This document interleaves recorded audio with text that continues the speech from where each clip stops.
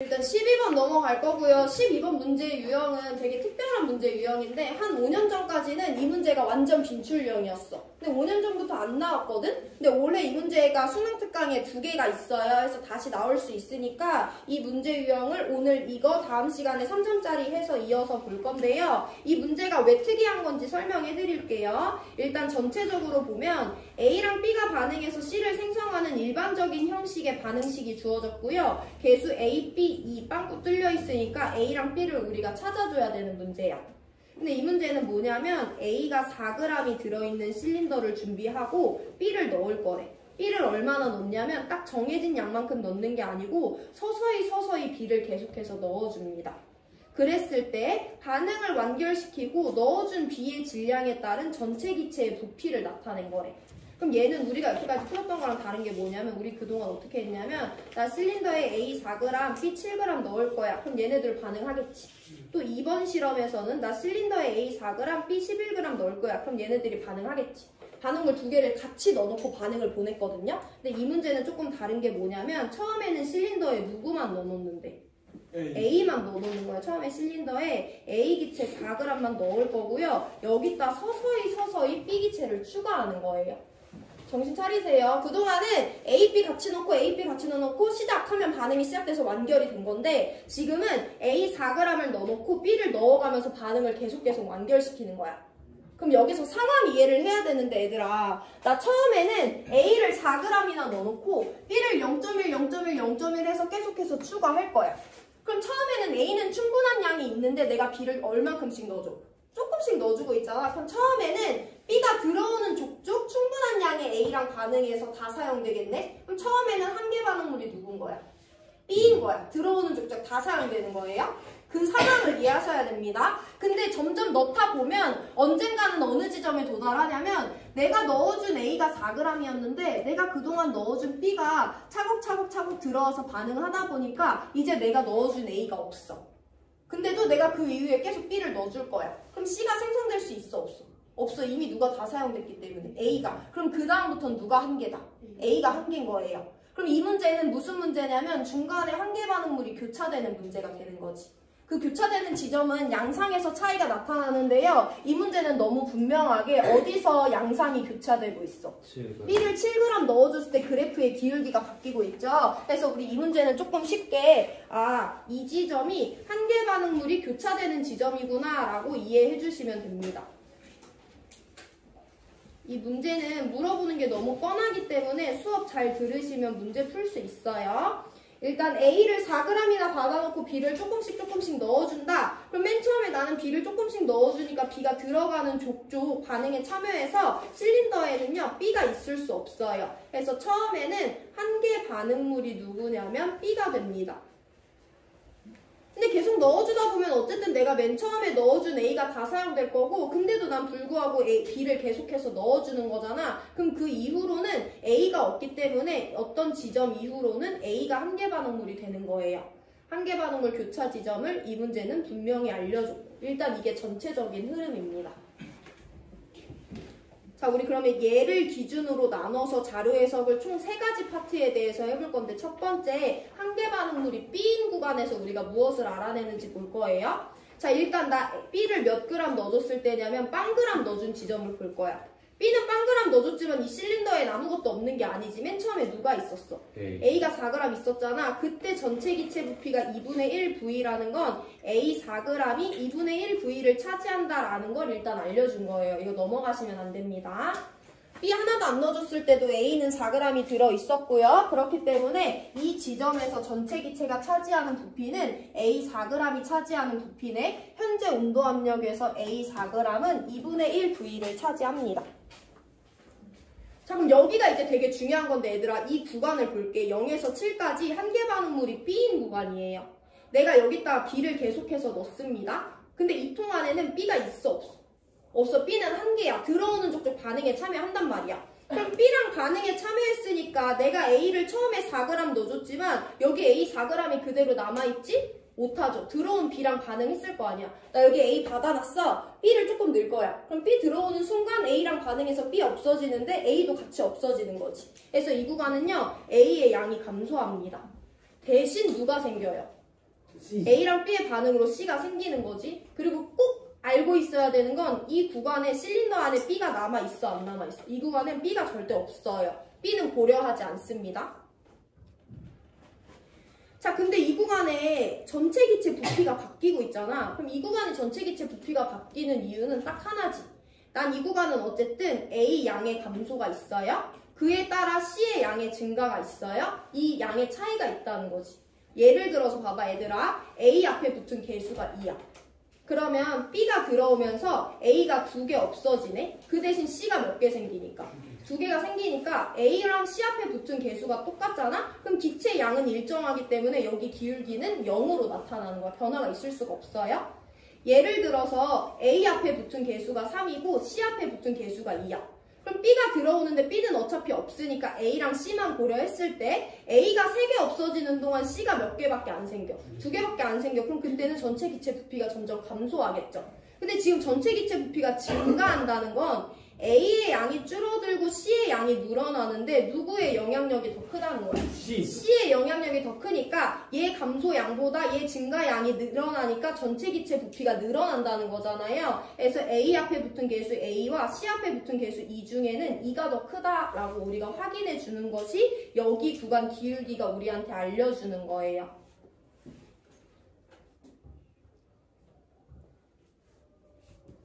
다시 한번 봅니다. 우리 지금 1번 구간에 대해서 보고 있고요. 1번 구간은요. B가 1개입니다.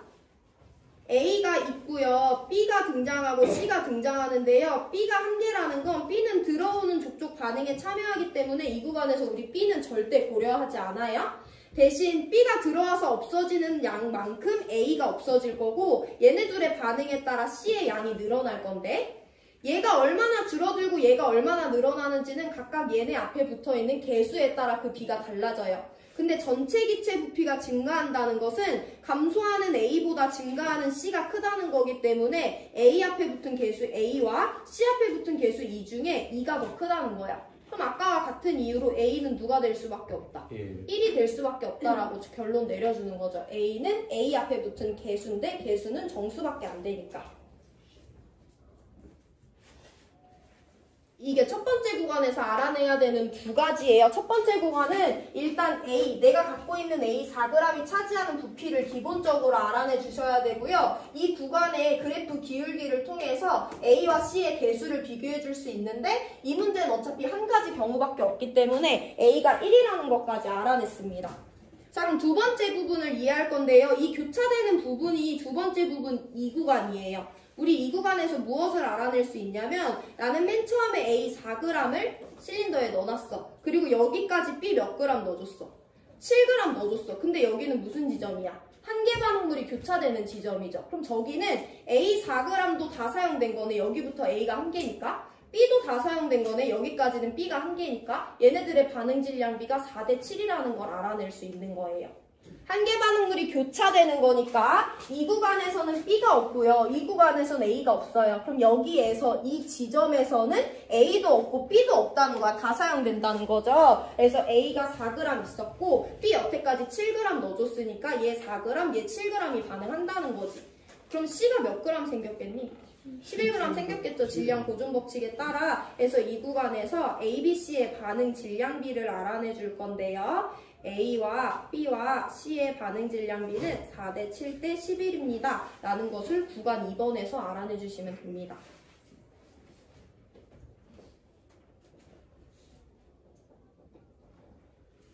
자, 그럼 이제 마지막인데 얘들아, 내가 그럼 2번 지점을 볼게. 2번 지점은 내가 여태까지 갖고 있던 A 4g 다 사용됐고 여태까지 넣었던 B 7g 다 사용돼서 오로지 실린더에는 C만 11g 있는 거야. 근데 나 거기서 멈췄어. B를 이후에도 계속 넣어주고 있어. B를 계속 넣어주고 있어. 근데 C가 더 생성될 수 있어? 없어. A도 당연히 다 썼으니까 없는 거죠. 그럼 이 구간에 대해서는 우리가 누구를 알아내야 되냐면 B에 대한 정보를 알아내줘야 돼요. 이 구간 이후로는 변화는 내가 넣어준 B에 의한 양변화밖에 없습니다. 그럼 여기 문제에서 표시를 해줬는데 7g 이후로 내가 B를 3.5g 더 넣어줬어. 그랬더니 전체 기체 부피가 얼마나 증가했다? 2분의 1 V리터 증가했잖아. 그럼 B 3.5g은 현재 온도 압력 조건에서 2분의 1 V리터를 차지하는구나 라는 거 알아내 주시면 되는 거예요. 여기가 자료에서 끝입니다. 진짜 끝이에요. 1, 2, 3번 구간 봤어요. 1번 구간 B가 한 개인 구간, 2번 구간 한 개 반응물 교차 지점, 3번 구간 A가 한 개인 구간이고요. 1번 구간에서는 A가 차지하는 질량과 부피, 그리고 A와 C의 개수비를 비교해 주시면 되고요. 2번 구간이 분명하게 주어진 이와 같은 문제는 A와 B의 반응, 양비를 알 수 있고 운 좋으면 C에 대한 정보도 얻어낼 수 있어요. 3번 구간은요, 어차피 B가 들어오는 거 말고는 더 이상 생성되고 반응에 참여하는 애들은 없기 때문에 B 기체만에 대한 정보를 알아낼 수 있는 거예요. 자, 여기 이후로는 우리가 여태까지 봤던 건데, 그럼 우리가 뭐 알고 있냐면 봐봐. 현재 온도압력 조건에서 A 기체 4g이 2분의 1 V리터 차지하네. 현재 온도압력 조건에서 B 기체는요, 3.5g이 2분의 1 V리터 차지하네. 얘네들이 갖고 있는 질량과 걔네들이 차지하는 부피비, 몰비 알고 있네? 질량비랑 몰비 알고 있으니까 뭐 구할 수 있어? 화학식량 구할 수 있죠. 야, 이 질량비는 반응 질량비야, 그냥 질량비야? 그냥 내가 갖고 있는 질량비니까 그냥 질량비인 거예요. 어쨌든 A와 B의 화학식량은 질량비를 몰비로 나눠주면 되는데 A 대 B는 4g 차지하고 3.5g 차지하는데요. 부피 똑같으니까 N몰이라고 한다면 얘네들의 분자량비는 8대 7이 된다라는 거 구할 수 있죠.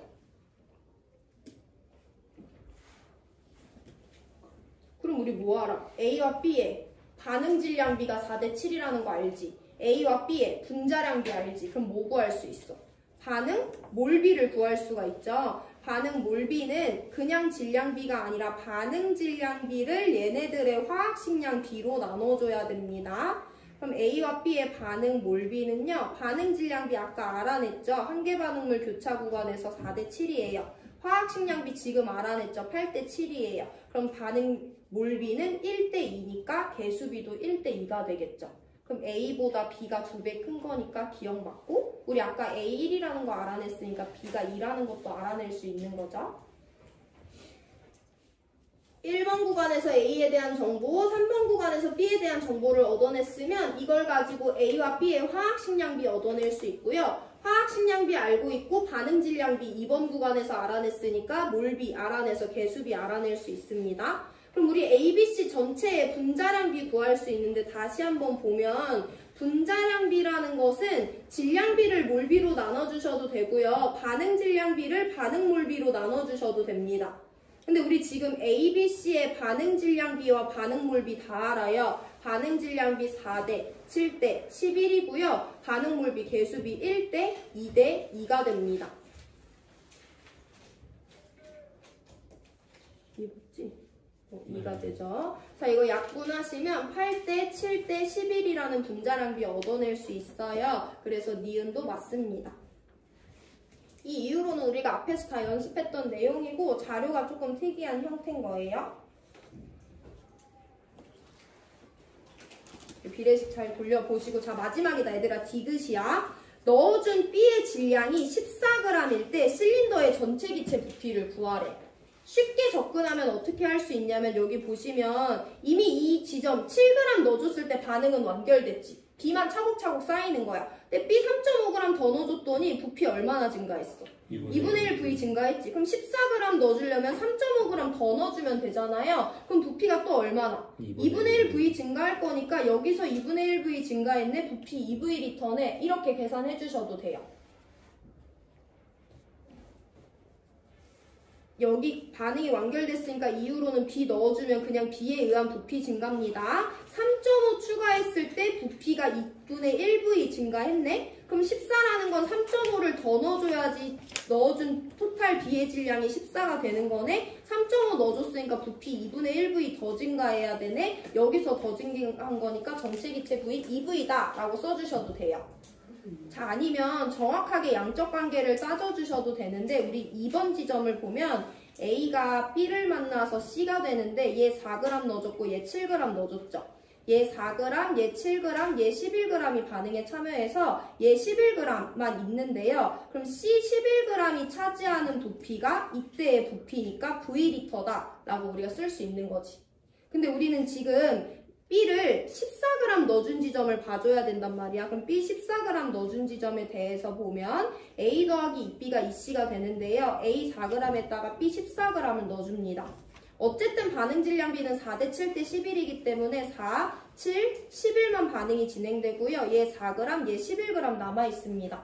근데 우리가 방금 전에 C 11g은 V리터 차지한다 라는 거 구했죠. 여기 7g이지. 그리고 우리 아까 전에 B 3.5g은 2분의 1 V리터 차지한다는 거 구했잖아요. 그럼 B 7g은 V리터를 차지하겠지. 그럼 얘네들 합쳐도 2V리터인 거 구할 수 있는 거죠. 어쨌든 디귿은 맞는 보기라는 걸 설명하실 수 있으면 되고 정답 기믹입니다.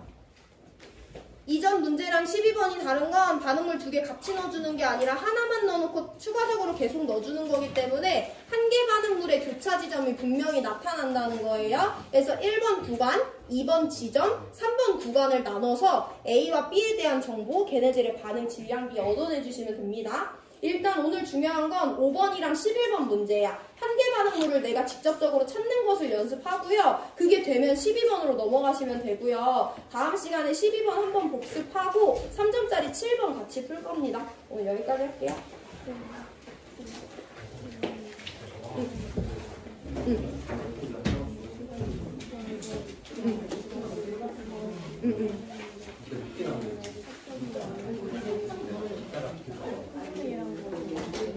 (3분의 1) 13.5에 3분의 1이 4.5지.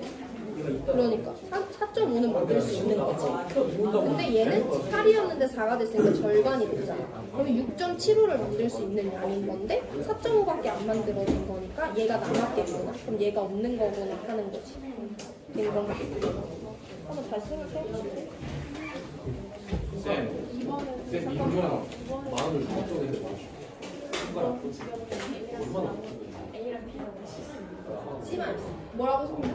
민규랑 파란색을 맞춰